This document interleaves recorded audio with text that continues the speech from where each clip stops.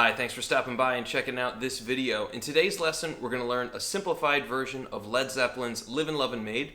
We're just going to focus on the rhythm guitars in this video, and then we'll take a look at the solo in another video. The solo is fairly simple. As with every Led Zeppelin song, there's a whole bunch of different guitars that are overdubbed and layered in different places. We're not doing a master class on this song. We're just going to go over the bare bones so that you'd be able to play it with some friends or play along with the recording. This particular song is just in standard tuning.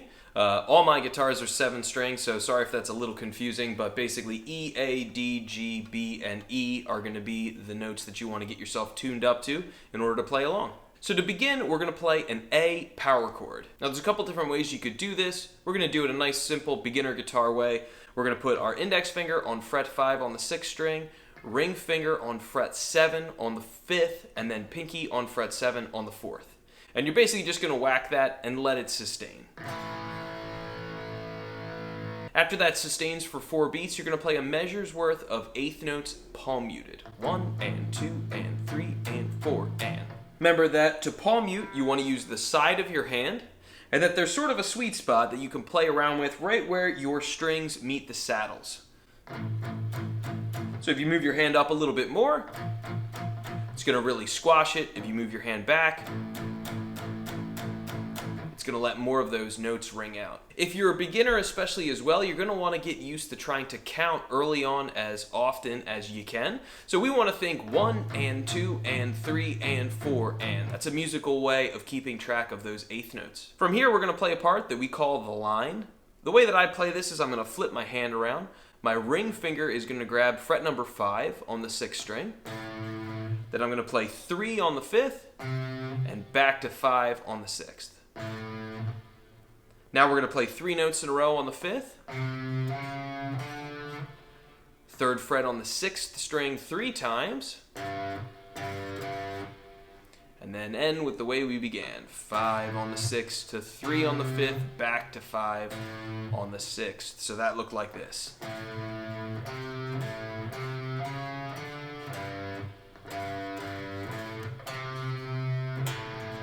From here, we're going to grab a G power chord. That's going to look exactly the same as the A power chord we started with. 3, 5, and 5, index, ring, and pinky. And then shift up to A. You're going to have to move your hand here pretty quick to get from G to A. Then we play 3 A chords. Hop to a D power chord, so that's on 5th fret on your 5th string, then 7 and 7 with your pinky and ring finger. And then back to that A chord. So I'll play the whole rhythm guitar part to what I call the A section, nice and slow. 2, 3, 4, 1 and 2 and 3 and 4 and.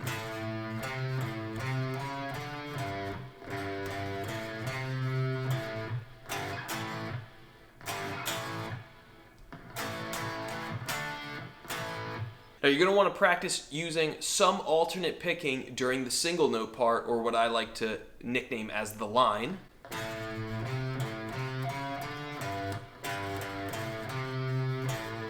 There's a whole bunch of different ways you could pick your way through it, but basically just try to use alternate picking or pick down and up when you have to play notes quickly. If you have a little bit longer of a pause, you don't necessarily have to be as efficient here. So now let's take a look at the B section of the song. The B section of the song, the drums change to a halftime feel, and it sort of breaks up the driving pulse of the song. It makes the song feel like it stretches and like it takes up more actual clock time than it does. This song in general is remarkably compact and arranged in a really clever way, which we'll talk about the arrangement at the end of this video. So for the B section, we're going to grab a D power chord.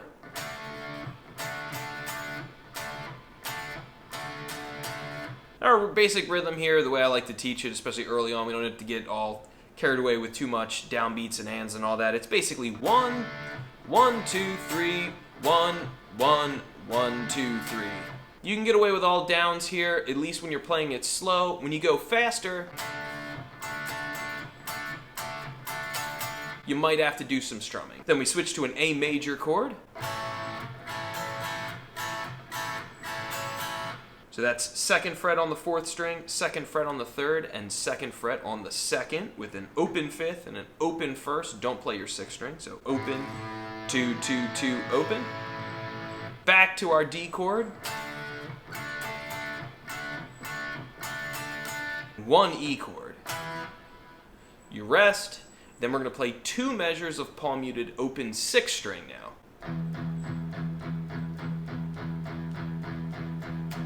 Now the way that you're going to want to count that is don't try to count to 16, that would just be ridiculous. 1 and 2 and 3 and 4 and 2 and 2 and 3 and 4 and. So if you replace the number 1 each time you go through, so let's say if you have to do the same thing for 4 measures, you'd basically go 1 and 2 and 3 and 4 and 2 and 2 and 3 and 4 and 3 and 2 and you get the idea. That way you can count exactly how many you need to. You know, anytime you have to do the same thing over and over again, it's one of the more trickier things to do in music. So after we do those 2 measures of palm muted open 6th string, 1 and 2 and 3 and 4 and 2 and 2 and 3 and 4 and, we're going to play our single note line.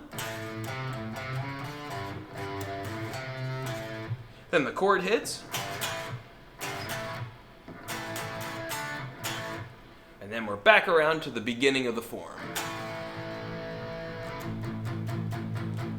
Now what they do to vary things is the 2nd and 4th times through the form, they don't play the single note line. They don't do that thing. So basically they hit the A chord, then they palm mute it, 1 and 2 and 3 and 4 and then they skip right to the chord stabs. So G, A, G, A, D, A. So thanks for checking out this video. If you liked it, please hit like and subscribe. It helps our channel continue to grow. Also, check out all the other content we have on our channel. There's plenty of free electric guitar and acoustic guitar lessons, as well as many product reviews, and our original music is available to stream for free. Take it easy. Bye.